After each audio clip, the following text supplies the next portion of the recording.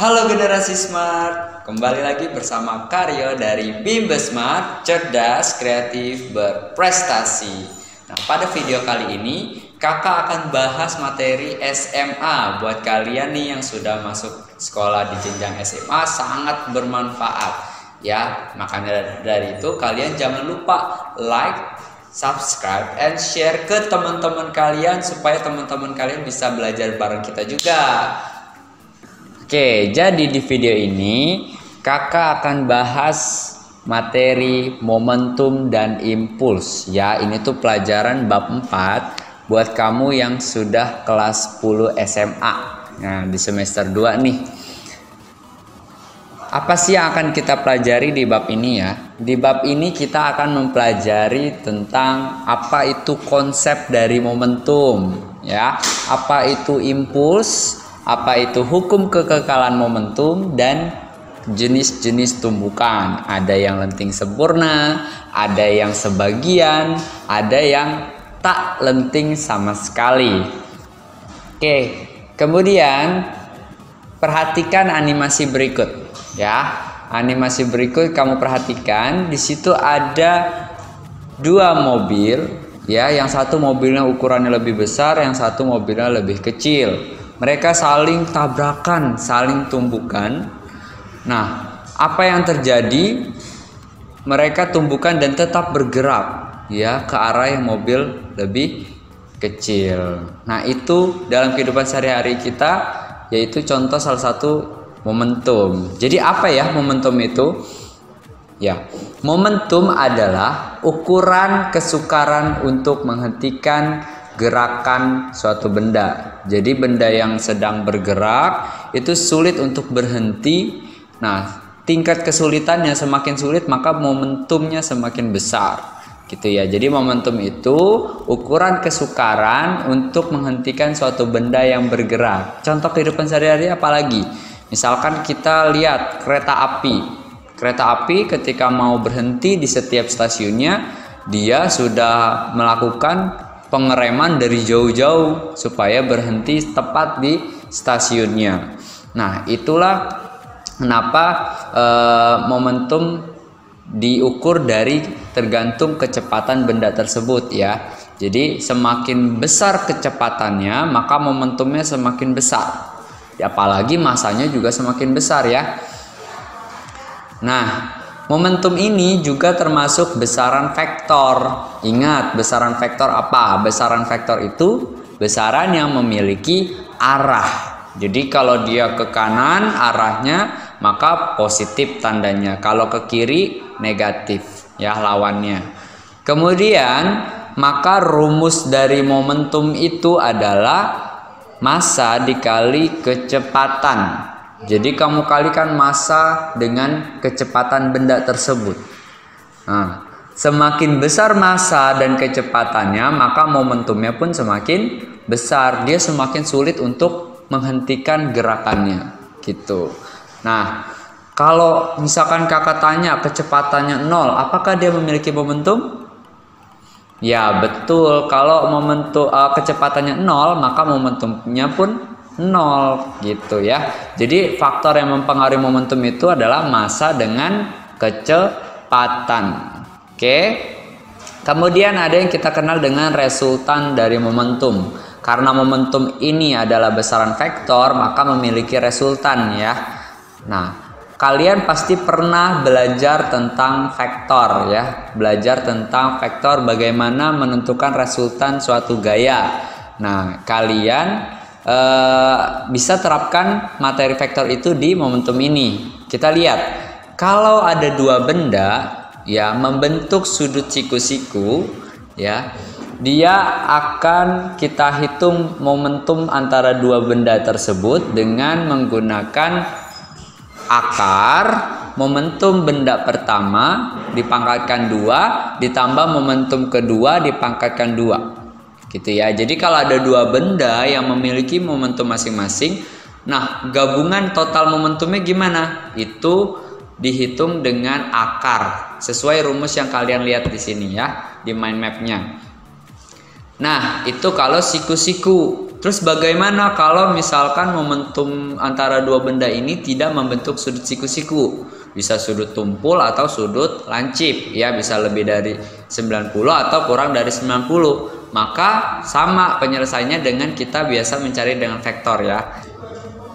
Nah, selanjutnya yaitu impuls ya. Apa sih impuls itu? Impuls itu istilah dari perubahan momentum pada benda.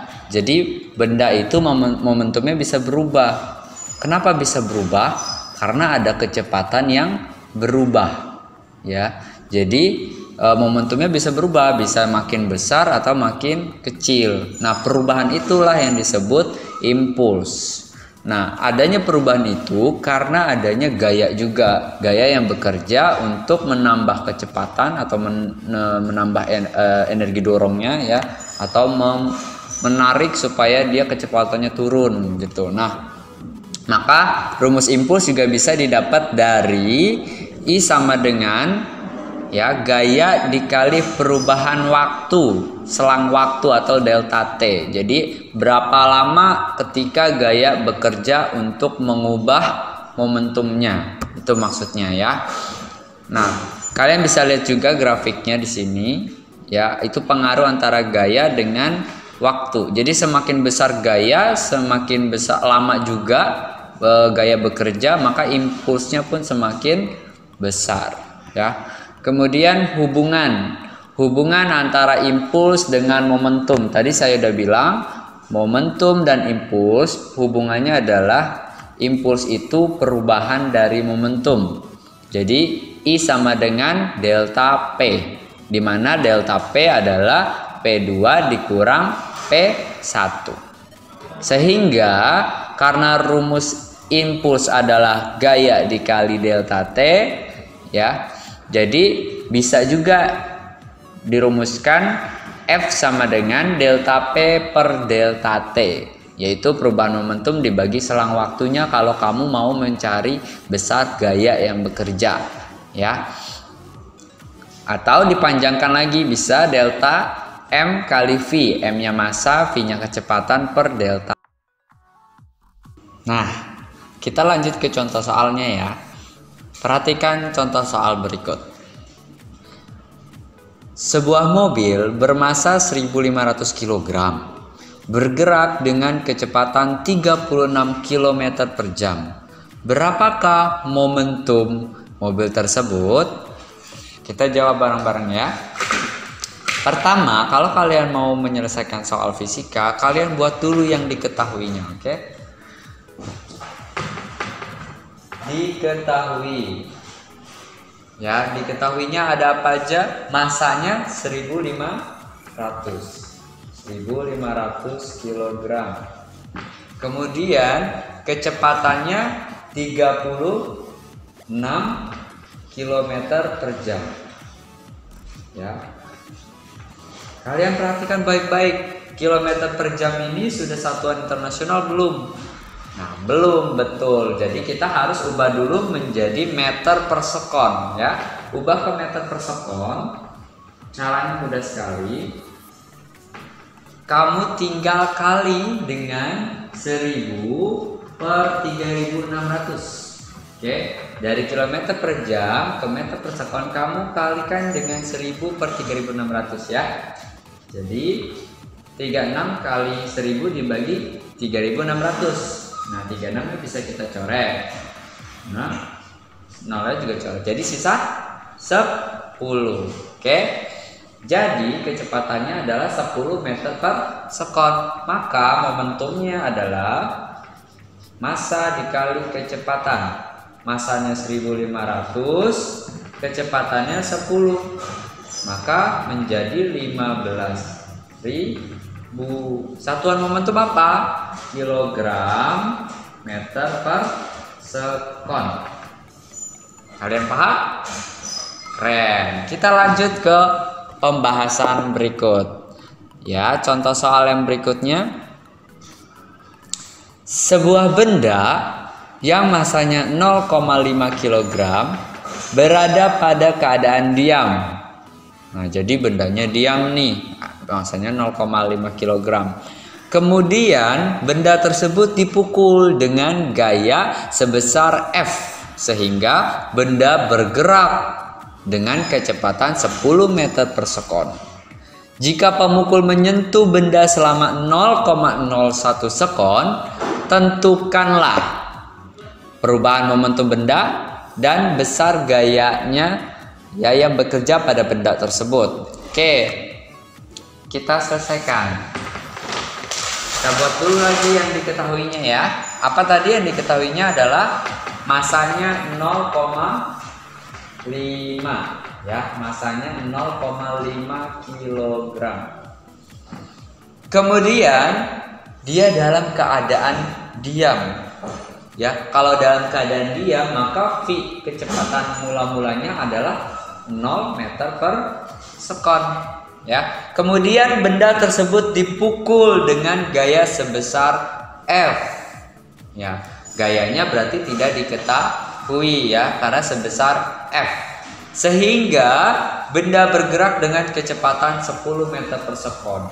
Jadi kecepatan yang kedua ya, kecepatan yang keduanya adalah 10 meter per sekon. Bergerak dengan kecepatan 10 meter per sekon. Kemudian jika pemukul menyentuh benda selama 0,01 sekon ya, jadi dia menyentuhnya selama 0,01 sekon, berarti ini perubahan waktunya atau selang waktunya dia 0,01 sekon. Ya, tentukanlah perubahan momentum benda. Berarti kita kalau menentukan perubahan momentum benda ya, kita cari P1-nya, cari P2-nya, karena perubahan momentum benda adalah P kedua ya, atau PT dikurang P0 atau P1 ya, yang ini nanti. Kemudian P2-nya berapa nih? Masanya kan tadi 0,5, kita masukin 0,5 ya.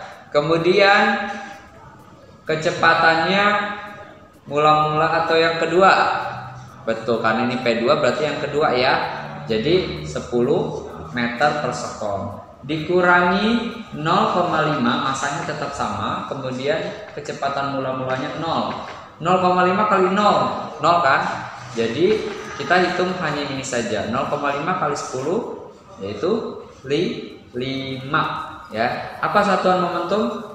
Kilogram meter per sekon. Jadi yang A sudah kita jawab, yaitu 5 kg meter per sekon.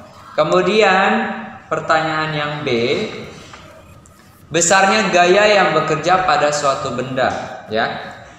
Kita perhatikan 5 kg meter per sekon ini kan perubahan momentum ya, dimana perubahan momentum adalah impuls ya. Nah, sehingga perubahan momentum atau impulsnya adalah 5 kg meter per sekon. Oke, dari sini kita bisa cari besar gayanya ya, besar gayanya. Maka karena impuls rumusnya gaya dikali selang waktu, kalau kita mau mencari gaya, rumusnya menjadi impuls dibagi selang waktu. Ya, impulsnya tadi kita udah lihat di sini, kita sudah cari, yaitu 5 per 0,01. Berapa 5 dibagi 0,01? Yaitu 500 Newton ya.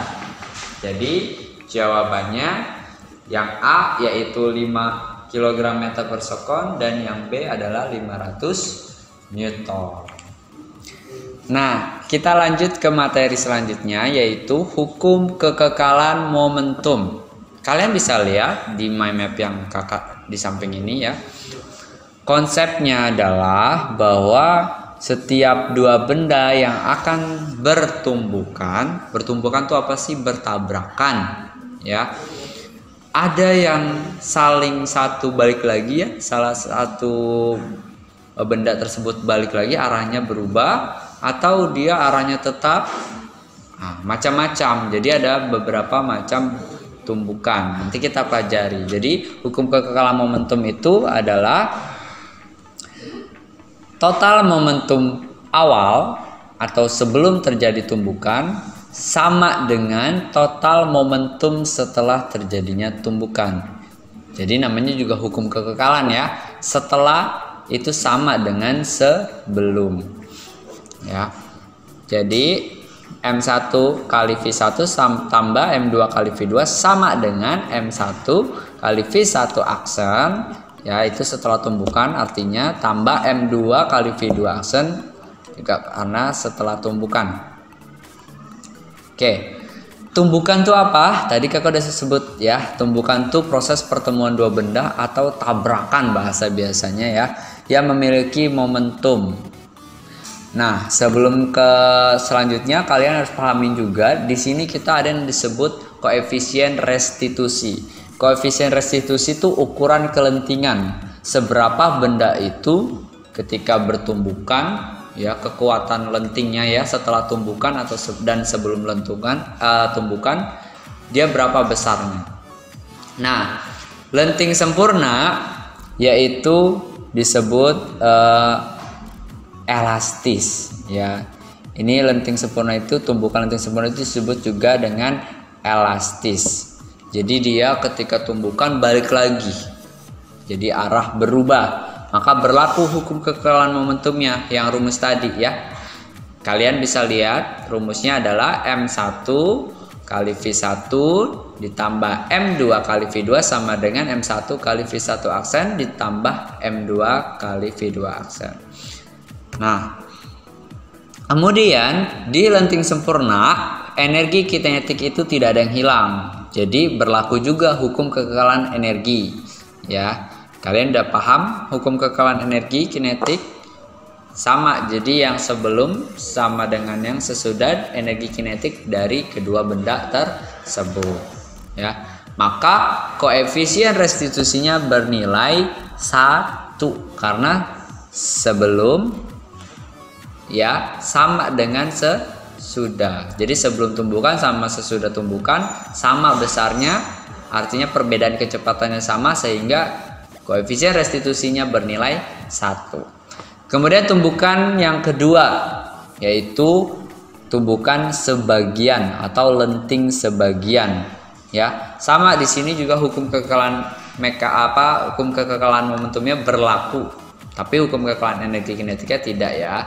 Maka mencari koefisien restitusi rumusnya adalah perbandingan antara kecepatan setelah tumbukan, selisihnya ya, perbedaannya per kecepatan kedua benda sebelum tumbukan. Jadi selisihnya. Nah, lenting sebagian itu kisaran di antara 0 sampai 1. Kenapa? Karena perubahan kecepatan setelah tumbukan pasti hasilnya lebih kecil dengan yang sebelum tumbukan. Karena gini, kalau lenting sebagian ada dua benda, yang satu bendanya bergerak, yang satu bendanya diam. Ya. Jadi contohnya kalau kalian lagi main basket tuh, kalian berikan gaya ke bolanya sehingga bola memiliki kecepatan ya, mendorong ke lantai, tapi lantai kan tidak bergerak. Ya, maka kecepatannya 0. Tapi bolanya mantul kembali ya ke arah yang berlawanan. Jadi disebut lenting sebagian. Maka untuk mencari koefisien restitusi kalian juga bisa gunakan rumus ya, akar ketinggian yang kedua atau ketinggian yang setelah tumbukan per ketinggian sebelum terjadinya tumbukan atau pantulan ya. Ingat, lenting sebagian tuh khusus bola yang memantul ya. Kemudian mencari kecepatannya itu bisa digunakan dengan akar dikalikan 2 kali kecepatan gravitasi dikalikan ketinggiannya ya. Dengan itu rumus apa? Ayo, kecepatan jatuh bebas, benda yang gerak jatuh bebas.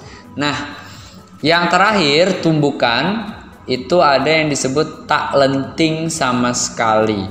Jadi dia bertumbuk tapi arahnya tidak ada yang berlawanan dari arah semula, ya. Malah jadinya menyatu atau dia tidak mantul gitu. Nah, itu disebut tak lenting sama sekali. Jadi misalkan kamu lagi main kelereng, kamu sentil kelereng kamu mengenai kelereng yang lagi diam atau lagi bergerak, arahnya searah sama kelereng yang kamu sentil. Nah, itu disebut saling menyatu. Ingat ya, kalau tak lenting tuh dia saling menyatu. Nah, rumusnya jadi M1 kali V1 tambah M2 kali V2 sama dengan, karena menyatu jadi massa dijumlah ya, M1 tambah M2 kali V kecepatan kedua benda tersebut setelah menyatu. Nah, maka koefisien restitusinya itu bernilai 0. Ayo, kenapa bernilai 0? Karena kecepatan setelah dia tumbukan itu tidak ada perubahan, ya, tidak ada delta karena dia saling menyatu. Jadi dianggap 0 per ada perubahan di sebelum tumbukan, jadi 0 per sekian, maka hasilnya selalu 0. Maka koefisien restitusi untuk tak lenting sama sekali itu 0. Oke, di sini ada contohnya, ada sebuah bandul ya ditembak oleh peluru, maka bandul tersebut goyang ya karena diberikan gaya dorong dari si peluru yang ditembakkan. Kalian bisa mencari panjang tali atau besar sudut yang terbentuk dari bandul tersebut dengan membandingkan antara panjang tali dari bandul per panjang talinya dikurang ketinggian dia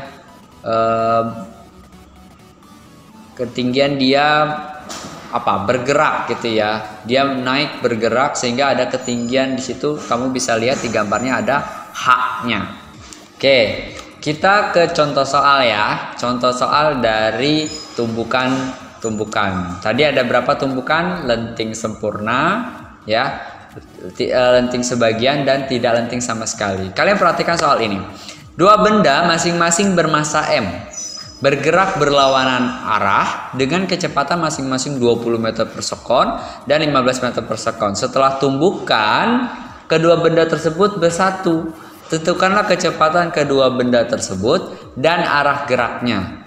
Nah, dari soal tersebut kalian bisa identifikasi apa sih jenis tumbukannya. Ayo, apa? Karena benda tersebut bersatu, maka tidak lenting sama sekali. Jadi dia bersatu ya. Maka ada kecepatan kedua bendanya. Kita gambarkan untuk mempermudah kalian. Oke, ada dua benda. Kita anggap benda itu seperti bola ya. Dia arahnya ke sana, ke kanan, ini arahnya ke kiri. Ya, kalau ke kanan kita lambangkan positif, kalau ke kiri kita lambangkan negatif. Nah, kemudian bermassa M, sama-sama bermassa M ya, artinya masanya sama. Kemudian yang ini kecepatannya 20 meter per sekon dan benda yang kedua kecepatannya itu 15 meter per sekon. Setelah dia tumbukan ya, dia bersatu, dia tetap bergerak tapi arahnya kemana nih? Apakah ke sini? Apakah ke kanan? Ayo, bisa kalian tebak ke kanan atau ke kiri. Dari sini aja kita udah bisa cara cepatnya kayak kalau masanya sama, maka akan ke arah yang kecepatannya lebih besar. Jadi arahnya pasti ke kanan. Tapi kita buktikan dengan rumusnya ya. Nah, rumus untuk tidak lenting sama sekali yaitu M1 kali V1 ya ditambah M2 kali V2 sama dengan ya, karena dia menyatu jadi M1 tambah M2 dan ada kecepatan kedua benda ya setelah tumbukan. Kita masukin karena dia masanya M ya, kita tulis M, V1 nya 20 kali 20 tambah ya M massa 2 nya juga M, V2 nya karena dia ke kiri jadi jangan lupa kasih tanda negatif, yaitu negatif 15. Nah, Masanya sama kan, jadi M ditambah M. Nah ini nih kecepatan setelah tumbukan yang akan dicari. Ya, ini 2M kali 20 berarti 20M. M kali min 15 jadi min 15. Jadi 20M min 15M. Ya. M tambah M jadi 2M. Ya. Kecepatan setelah tumbukan. 20M dikurang 15M jadi 5M. Ya. Ini 2M. Tuh. Nah, sekarang kecepatan yang kedua, kecepatan setelah tumbukan, maka 5M dibagi 2M. Ya, M-nya bisa dicoret, maka hasilnya 5 bagi 2 yaitu 2,5. Jadi kecepatannya setelah tumbukan adalah 2,5 meter per sekon. Oke. Seperti itu soal tentang tidak lenting sama sekali atau benda saling menyatu. Ke contoh soal berikutnya ya. Nah, kalian bisa baca, seorang penumpang naik perahu yang bergerak dengan kecepatan 4 meter per sekon. Massa perahu dan orang itu masing-masing 200 kg dan 50 kg. Pada suatu saat orang tersebut meloncat dari perahu dengan kecepatan 8 meter per sekon. Ya, searah gerak perahu. Tentukanlah kecepatan perahu sesaat setelah orang tersebut meloncat. Nah, kita gambarkan dulu ya supaya kalian paham. Jadi ada perahu, di sini ada orang, ada penumpangnya, ya. Massa perahunya itu berapa tadi? 200 kg. Kemudian orangnya atau penumpangnya itu adalah 50 kg. Ya. Bergerak dengan kecepatan 4 meter per sekon ya, 4 meter per sekon. Kemudian ada suatu saat orang tersebut meloncat. Ya. Jadi meloncat searah gerak perahu. Dia loncat dan berenang ya, searah gerak perahu juga. Ya. Maka ketika meloncat si orang ini dia melakukan gerakan dengan kecepatan 8 meter per sekon. Ini kecepatan orangnya. Ya, setelah meloncat. Ditanya, berapa kecepatan perahu setelah meloncat? Setelah orang itu meloncat, kecepatan perahu ini. Ya. Jadi kalian bisa simpulkan nih, pada keadaan sebelum terjadinya loncatan itu, maka massa kedua benda ini, kedua penumpang dan perahunya itu saling menyatu. Kita buat rumusnya. Berarti M1 tambah M2, M1-nya kita anggap perahu ya, M2-nya kita anggap penumpangnya, dikali kecepatan sebelum terjadinya loncatan. Sama dengan, kan ketika sudah terjadi loncatan jadi masing-masing. Maka ada M1 dikali V1 ya, ditambah M2 kali V2. Ini yang setelah tumbukan atau setelah loncatan. Nah, kita masukin ya, M1-nya berapa di sini? M1-nya tadi 200 kilo ditambah massa orangnya atau penumpangnya 50. Kecepatannya itu 4 meter per sekon ya. Kemudian ini kenapa ditambah? Karena dia searah ya. Jadi M1-nya itu adalah 200, kecepatan perahu yang kita cari nanti ya. Ditambah M2-nya adalah 50, V2-nya adalah 8. Ya, ini kita hitung. 200 tambah 50, 250 dikali 4, jadinya 1000. Kemudian 50 dikali 8 yaitu 400. 200 V. Nah, 400-nya pindah ke depan, jadinya berapa? 1000. 1000 dikurang 400. Ya. Kemudian 100 dikurang 400, 600. Maka kecepatan perahu setelah terjadinya loncatan adalah 600 dibagi 200, yaitu 3. Oke. Jadi setelah terjadinya loncatan penumpang itu, maka kecepatan si perahu ini adalah 3 meter per sekon. Sampai sini paham? Oke. Kita lanjut ke contoh soal berikutnya ya. Nah, baca soal berikut.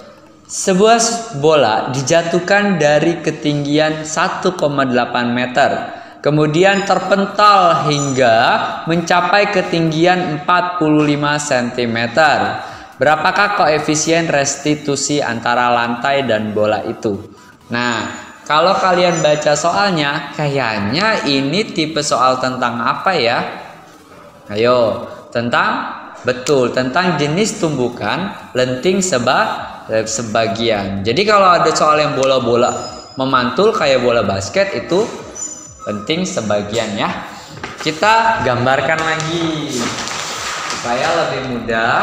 Jadi ada sebuah bola dijatuhkan dari ketinggian 1,8 meter ya. Dia dijatuhkan ke sebuah lantai. Jatuhkan sebuah lantai. Nah, ketinggiannya 1,8 meter. Kalau diubah ke senti berapa ya? Tinggal dikali 100. Jadinya 180 cm. Kemudian bola tersebut terpental hingga mencapai ketinggian. Ya, balik lagi dia mantul lagi. Ketinggiannya menjadi ini 45 cm. Ya. Berapa koefisien restitusi antara lantai dan bola itu? Ingat tadi rumus koefisien restitusi apa? Koefisien restitusi adalah rumusnya untuk lenting sebagian akar ya. Ketinggian yang kedua atau ketinggian setelah bertumbukan per ketinggian sebelum tumbukan atau ketinggian yang sebelumnya. Ya, maka kita masukkan ketinggian yang setelahnya yaitu 45 cm per 180 cm. Bisa gak disederhanakan? Nah, tentunya bisa. Jadinya 45 per 180 adalah 1/4. 1/4 kita akarkan. Ayo, akar 1 berapa? 1. Akar 4 2. Jadi koefisien restitusinya adalah 1/2. Ingat, koefisien restitusi di lenting sebagian itu di antara 0 dan 1. Makanya dia 1/2. Nah, gimana? Kalian sudah paham dari materi awal sampai akhir dan pembahasannya?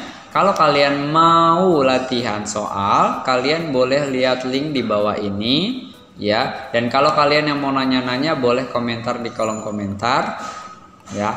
Nah, kalian bisa share ke teman-teman kalian supaya teman-teman kalian juga bisa ikut bareng kita belajar dan jawab-jawab soalnya ya. Nah, bagi kalian nih yang sudah mengerjakan soalnya dan kalian mau nge-share hasilnya ke kolom komentar, kalian akan kita kasih gift tertentu. Oke? Cukup sekian dari kakak. Salam Bimba Smart, cerdas, kreatif, berprestasi.